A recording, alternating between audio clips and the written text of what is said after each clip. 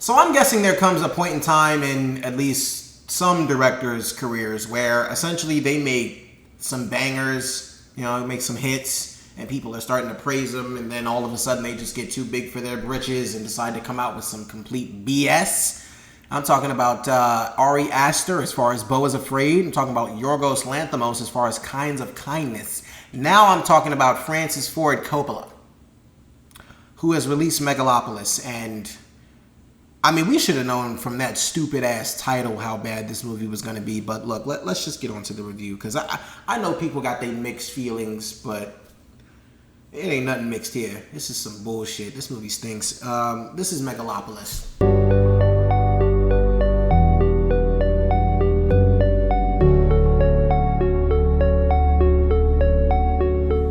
Hey guys, it's your guy in the chair here, and look, this is my review for Megalopolis, starring Adam Driver, Natalie Emanuel, Shia LaBeouf, Giancarlo Esposito, and was directed by Francis Ford Coppola. And our story, as best as I can possibly put it, follows a man named Caesar, played by Adam Driver, who is trying to build this utopia called Megalopolis, where basically he can get all these people to move away from the political conglomerates and all these, capitalists who just care about money and stuff like that. And Giancarlo Esposito plays the opposition, who essentially just wants people to continue to work throughout society and just have working class people. And they butt heads. That's all I got for you guys. That's really, this movie is just one big modern day society political allegory, which, in the words of Francis Ford Coppola, in 10 years, you'll appreciate it a lot more than when you do now. And look, all I gotta say for people that like to use that as an excuse for putting out some crap,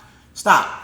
Just save it. Just save it. You don't have to say people, because there are people now that are actually sticking up for this movie. There are people who are sticking up for Adam Driver actually making the choice to be in this movie. There are people sticking up for this movie saying it's not as bad as people are saying. There are already people doing that. There's no need for you to come out and say 10 years later we'll appreciate this movie a lot more than we have. Miss me with all that, bro. And honestly, I know some of your other movies probably got that treatment, mainly Apocalypse Now probably, but miss me with all that. I've seen The Godfather Part 2, and Apocalypse Now. I only needed to watch those once, and I understood how amazing those films were. This movie stinks. As plainly as I can put it, guys, this movie stinks. And I will start here. I'll start with this. Here's the thing. When I did my TikTok review, I made it a point of emphasis to say that I could not personally tell you what this movie is about. And what I told you in my plot summary of this review is basically the gist of the film. And they explain that in the first 10 to 15 minutes. They come out, and after Adam Driver speaks in some Shakespearean riddles for a second to completely confuse you, he says in very plain terms, I'm going to build Megalopolis to do this. And Giancarlo Esposito says, I'm going to stop you or stand against you because I want people to do this.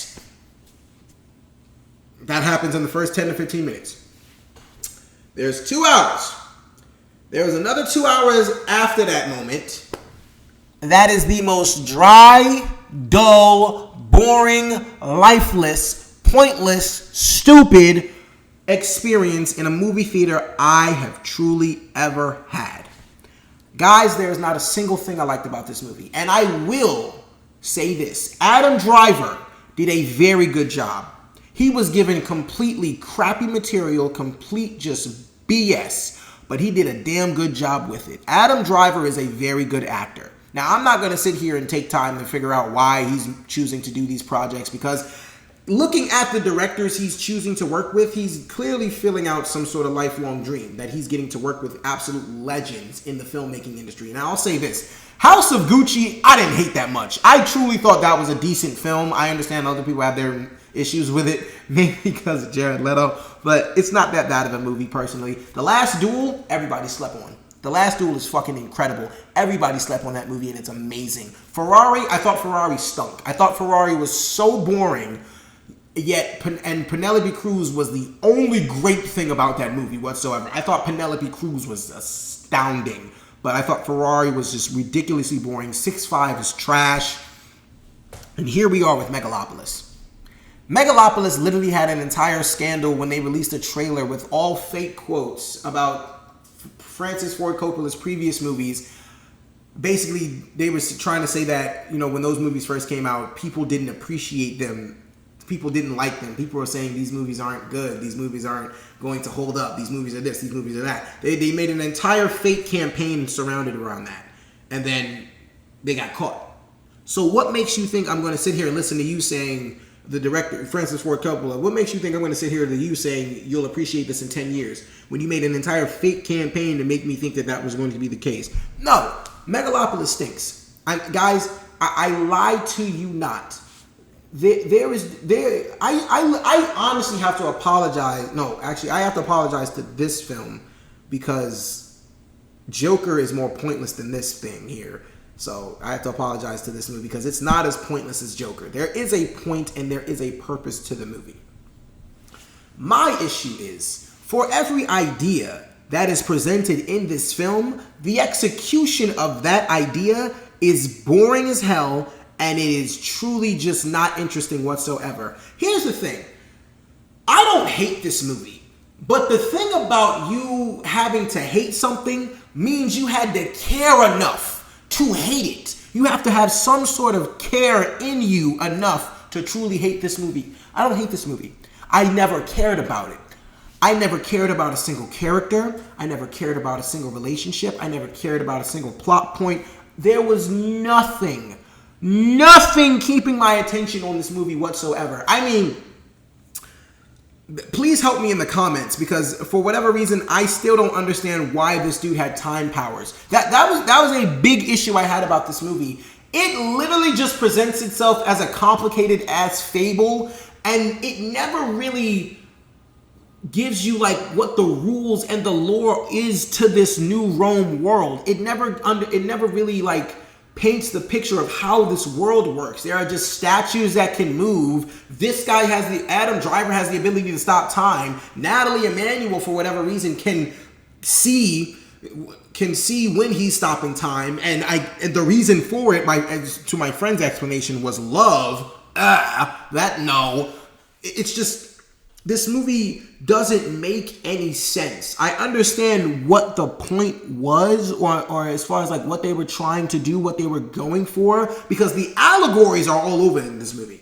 Like, you can point these things out easily without even really knowing specifically what it's referring to. You can easily point and go, yeah, it's referring to something political because obviously that's going on in our society now. It's just this is one of those movies that really just try to act like it's a lot smarter than everybody else, but no, you're really the dumb one in the room. Like that's what this movie is. This movie is trying to be one of those pretentious films that just thinks it's such in a higher echelon or an upper echelon class that not everybody's going to get it. It takes a specific film taste to acquire what they're trying to cook here.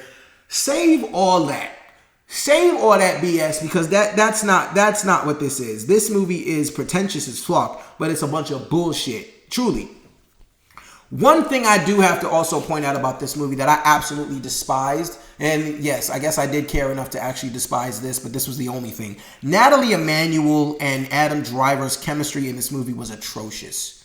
It was absolutely atrocious. This is, I mean, my God. First of all, like they have this entire dynamic where they're supposed to have like this little forbidden love kind of plot point because Giancarlo Esposito is Natalie Emmanuel's dad and he does not want her to be with Adam Driver. But it's like, I never cared about them as a couple in the first place. So if you can truly, like, the thing that makes movies hard to empathize with is if you don't care about any characters or anything going on. That just makes it so much harder for you to get invested in what the movie's trying to do.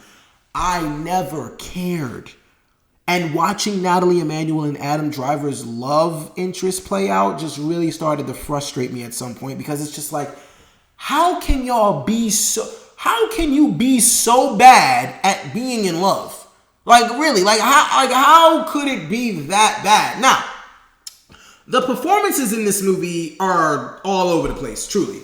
Adam Driver did a good job. Giancarlo Esposito, he's not doing a bad job at all. Honestly, I think personally he's kind of phoning it in, but I think he's kind of just there. John Vaught is drunk.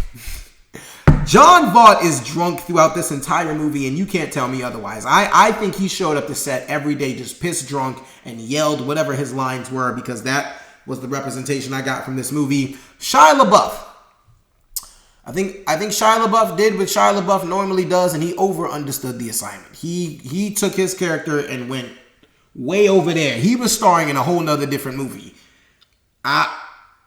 I love Shia LaBeouf too, but it's just like, it's so frustrating when he just does these outrageous performances that you really just can't wrap your head around.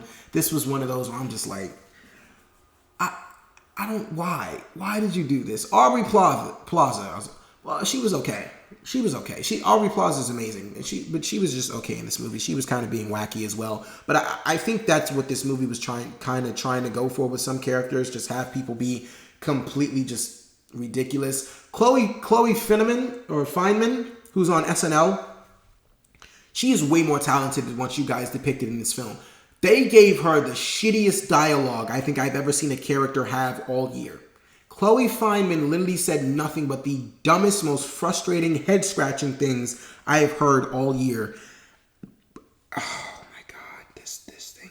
She's more talented than that. Please do better. I'm trying to see who else was in this movie that I could really kind of point out. Honestly, there's nobody else to really talk about. Guys, Megalopolis is a movie. It is. It's a movie. It's not a good one, and I know there are people out there who say they don't hate it. There are people who are trying to save their true opinions about this movie and kind of just wrap it around the fact that Francis Ford Coppola is a legend and he tried something. I'm going to be real with you, Francis. This movie stinks. This movie is full of shit, and you are full of it as well, thinking that you could just release something with the title Megalopolis and think that all of us wouldn't just go, nah, you full of crap, man. Beyond that as well, Lawrence Fishburne, his narrating in this movie truly was like starting to get on my nerves, and it was more so to the fact where the way that this movie is told, every time that Lawrence Fishburne started his narration, I knew we were either moving into a new chapter or a new segment of the story, or we were getting that much closer to the end. So every time I heard his voice, I was literally just praying we were getting closer and closer and closer to the end. But no, it just drags on. I'm telling you, this movie is let me get my words together. Frustratingly boring. I mean, there is nothing to care about. And even then, it's so crazy because in a world like this, there's some really cool stuff that could have happened. It's just every idea that they have for this movie is executed very poorly. It's either just very boring or it's the most dull way you could have presented this idea, and I just really couldn't wrap my head around it whatsoever. This movie's not a disappointment because I didn't have high expectations for this movie. I walked in with very low expectations, actually, and as the movie went on, the expectations just got lower and lower. I didn't expect much else from this film. Once we got to the end, I was just glad it was over. Is this the worst movie I've seen all year? No. Is it a candidate for the worst movie I've seen all year? Absolutely. If you can, avoid this movie. Stop, for real, because I'm guilty of this as well. I will see somebody criticizing a bad movie going off of just how bad it is, and it'll get me excited. Don't get excited, because it is truly as bad as I'm describing it to be. It is a waste of your money. If this is a true waste of your money, honestly, I can't even recommend you watch this at home. If you were to watch this at home, I promise you're turning it off within the first 30 minutes, max. Yeah, at least 90% of general audiences is probably turning this off within the first 30 minutes. This is truly just a waste of a movie. Megalopolis, everybody. For all those reasons and so many more, guys, I'm giving Megalopolis no stars. I had no stars for this whatsoever. It's a 0 out of 5. It is. It's a 0 out of 5. I just don't know what to rate this movie. I don't know. Okay, guys, so Megalopolis. Have you seen it? I really hope not. I truly hope not. But if you have, be sure to leave a comment below. Thank you guys so much for watching. Be sure to like, share, subscribe, all that good stuff and so much more. Look, this is your guy in the chair. More content coming to you soon.